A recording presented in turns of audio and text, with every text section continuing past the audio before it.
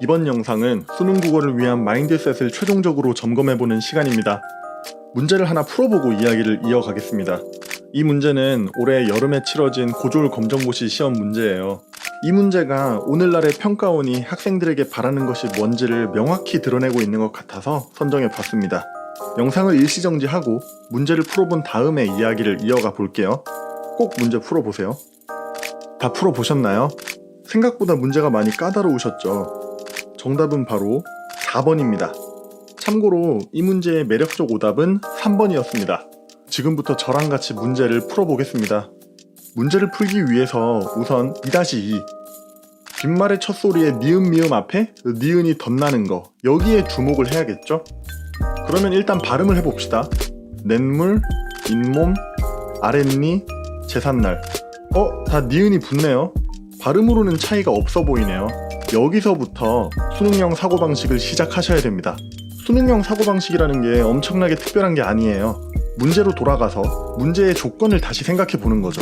퍼즐을 풀듯이 방탈출하는 것처럼 내가 시도한 게 막히면 이게 왜 안 되지? 발음을 내가 잘못 알고 있었나? 자기를 의심하는 게 아니고 다른 숨겨진 조건들이 있나? 힌트가 있나? 다시 주변을 살펴보고 사고의 과정을 점검해 보셔야 돼요. 발음을 해보니 모두 다 니은이 덧나는 상황이었죠? 그러면 이제 니은 발음으로 고민하는 걸 멈추고 다른 조건들은 뭐가 있었는지 다시 주위를 둘러보시는 겁니다. 밑줄 친 조건 말고 주변을 좀 더 넓게 살펴보니까 그 위에 상위 조건이 있네요. 이제 그 상위 조건을 생각해 봅시다. 상위 조건에 1번, 2번을 보시면 순우리말로 이루어진 거냐, 순우리말과 한자어로 이루어진 거냐라고 크게 분류를 하고 있었네요. 그러면 이번엔 이 조건으로 다시 선지를 분석해 봅시다. 그렇게 되면 내, 물, 순우리말이고 이, 몸, 요것도 우리말, 아래, 이, 요것도 다 우리말이죠. 제사, 날. 제사는 한자어죠. 기우제, 요런 단어들 보면 제자가 한자잖아요. 제사, 날. 제사는 한자, 날은 순우리말이니까 1번, 2번, 3번은 순우리말로 이루어져 있는 거니까 1의 조건에 포함되는 거고 4번은 제삿날은 순우리말이랑 한자어로 이루어져 있는 거니까 4번이 정답이네요. 다른 답을 골랐던 학생들은 상위 조건으로 시선을 돌리기보단 자신의 발음 자체를 계속해서 고민하다 보니까 점점 더 문제가 미궁으로 빠지고 점점 이 문제가 어렵고 의심스러워졌을 것 같아요. 평가원이 이 문제를 통해서 학생들에게 물어보고 싶었던 것은 표준 발음법을 얼마나 정확히 알고 있는지, 문법적 지식의 암기 상태를 물어보고 싶은 게 아니에요.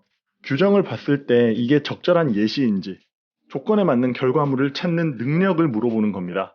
제가 비유를 들었던 퀴즈를 푼다라는 말도 바로 이런 의미입니다.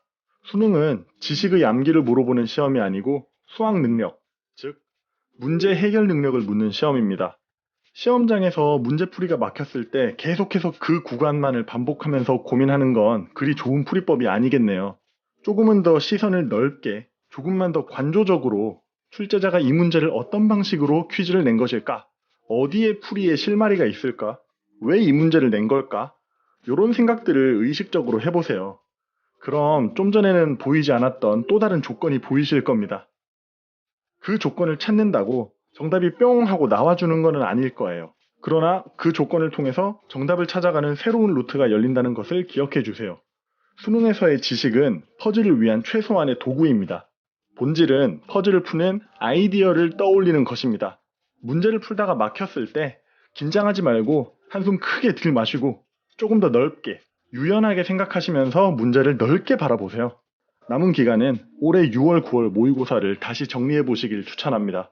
풀어봤던 익숙한 문제들을 다시 보시면서 어떤 조건들로 하여금 그 문제의 정답이 이게 되었는지를 다시 한번 검토하시면서 마무리하시길 추천하겠습니다.